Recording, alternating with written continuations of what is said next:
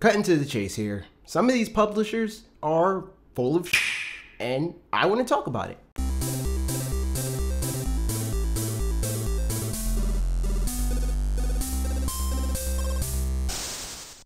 Being a Nintendo fan has a lot of advantages. We get relatively inventive hardware, some of the best first-party titles in gaming, many E3s throughout the year when Nintendo isn't toying with our emotions, but it's not all daisies, peaches, and one-ups. We have a fair amount of cons that counterbalance those pros. Chief among those has to be the wild goose chase that is trying to convince publishers to create content for our platform of choice. And to be fair, there's a laundry list of reasons for that. Wii U specifically had a very small install base. Nintendo has a reputation for skimping on power, limiting storage capacities for their media formats, and to make matters worse, Nintendo fans have a reputation for not buying into most third-party games. Of course, there's a bit of a catch-22 in the last bit. We don't want to buy the half-assed ports that publishers have tried to shield to us since the days of the Wii, but I digress. The fact still remains, it's understandable that a corporation that isn't making money on a platform decides to take their business elsewhere. However, just to play devil's advocate to my own counterpoint to my own original point,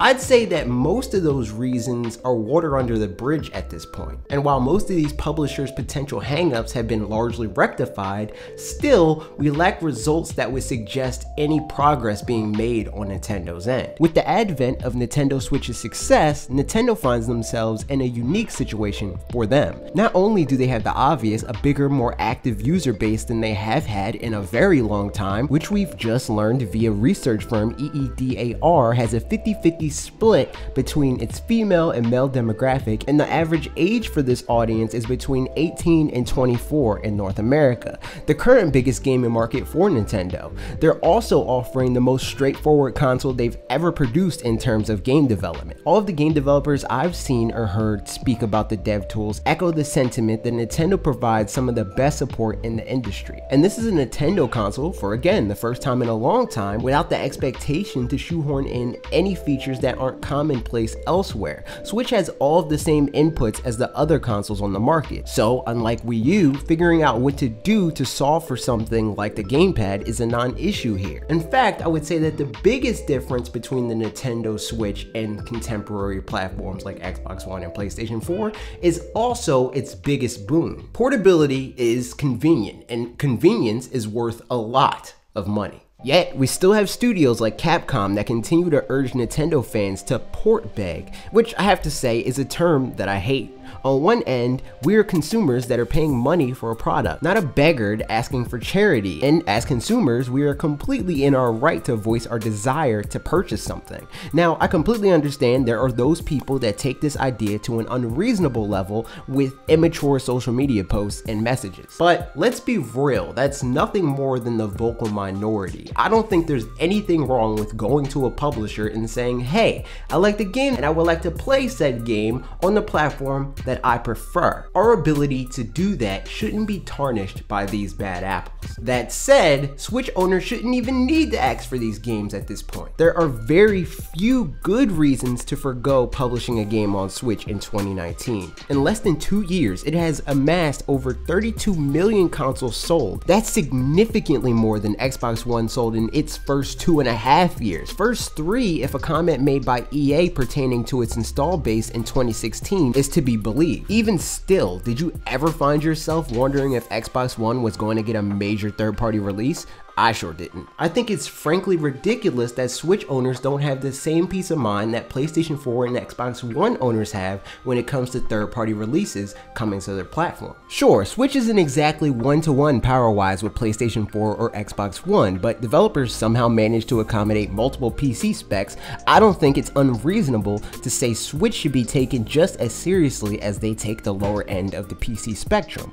The user base's money obviously is there and ready to go to these third-party games. We're talking about a 2-year-old console with an attach rate on the level of some of Nintendo's most successful platforms of all time. To be fair, a good amount of those games are first-party releases, but unlike Nintendo consoles following the SNES era, Third-party software is no slouch in the sales department on Switch. At any point in time, in any region, you can open up the Switch eShop's top-selling games and see that it's a lot more diverse than any Nintendo platform has been in a long while. As far as Capcom, the catalyst of this video, specifically is concerned, it's almost offensive to see them still tell fans they need to do anything other than buying their games to show their interest. It's their job to do, you know, market research, that thing companies used to do before the advent of social media. You'd think that the recycled Monster Hunter game they released on Switch selling over 1 million copies would be enough for them to keep the platform on their short list for consoles to support. You would think that their Mega Man Switch SKUs selling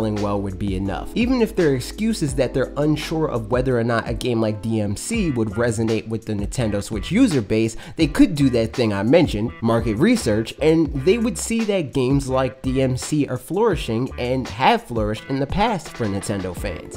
Bayonetta is a thing that exists. Of course, there's no guarantee that Bayo fans will like DMC, but there's never a guarantee that any platform's fan base is going to embrace a given title. This whole port begging fiasco is a poor attempt at skipping steps. It's Capcom's job to make people want to buy their game. And to be clear, don't take this video as a Nintendo fanboy that just wants another game on his plaything. I couldn't care less about Devil May Cry 5, and I have a PlayStation 4 and Xbox One. This is more about addressing the implications that come along with publishers asking their fans to port beg. The Switch has also even proven to allow developers to succeed in spite of the less than ideal timing and at times pricing of their titles. Even Ultra Street Fighter 2 Final Challengers, a re-release of a $10 Xbox Live arcade game that's built on top of a game that has been repackaged and resold to fans for decades, has managed to be, in their words, a smash hit. And the success doesn't end with them. Every major third party that's produced games on Switch has expressed their satisfaction with the sales performance of their Switch releases.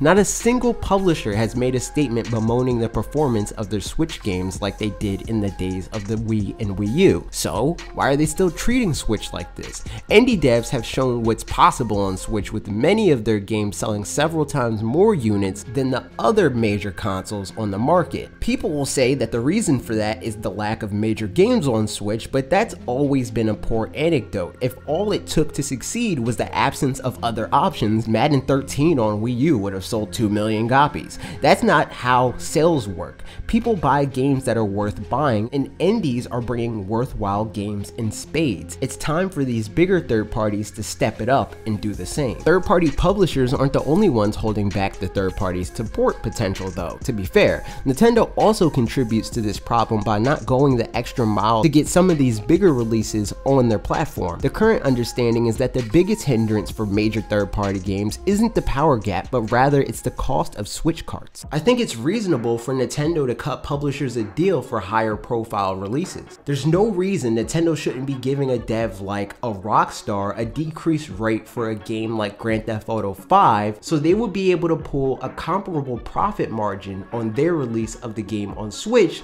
that they do on PlayStation 4, Xbox One, and PC. It's more valuable to Nintendo to have a game like that, even with a smaller profit margin, than it would be disadvantageous for them to take the relative loss. On the same token, Rockstar isn't exactly above the Switch either. There's no denying that adding another platform to the list of available platforms for GTA 5 would bolster its sales even more. So many people will buy it for the first time, and so many people, perhaps even more people, will buy it for a second or third time to play a game like GTA 5 portably. Another issue is that Nintendo doesn't help a whole lot with their desire to control the announcements. It hurts public perception when a Switch version of a game is announced after the other versions of the game. I don't feel like these Nintendo Direct embargoes are good for business. And it's even more nuanced still. It's not just publishers and it's not just Nintendo. I'd also argue that some fans are partially at fault. I've seen them defend the argument that Game X could never run on Switch one too many times. This gives developers and publishers an out, and I don't think that's okay. Most of these games coming out today could very well run on Switch. It's just a matter of publishers not wanting to fund a team like a Panic Button for optimization on certain certain games. Looking at you, EA. This generation, even at its highest level, hasn't reinvented the wheel. Games aren't being produced that weren't capable of running on the last generation of consoles in their basic form. The bottleneck is improved ambient occlusion, or higher resolution textures, or particle effects, and a bunch of other things that the mass majority of the gaming market only cares about when a marketing department told them to. Not to say those aren't enjoyable, but they aren't imperative to the enjoyment of most games. I'm getting in the weeds here, but I think it's the responsibility of fans to call publishers on their crap.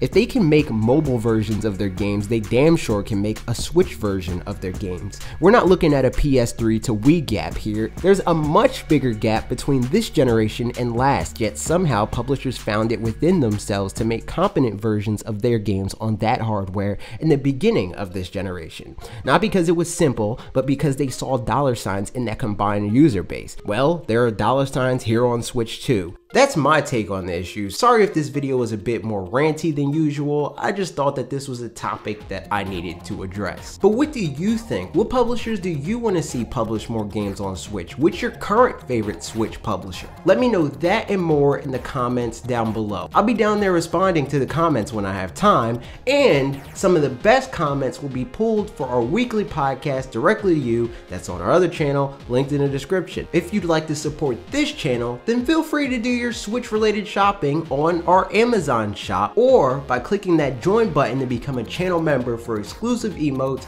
loyalty badges, gaming time with us, free Switch keys from time to time, and more stuff that you'll see when you click the join button. But more importantly than all of that, subscribe and ring the bell for more videos like this every Tuesday, Wednesday, Thursday at 4 p.m. Eastern Time, new streams every Wednesday at 5 p.m. Eastern Time, new podcast, as I mentioned, 4 p.m. Eastern Time on that channel down in the description. Okay, that's it for me. See you next week.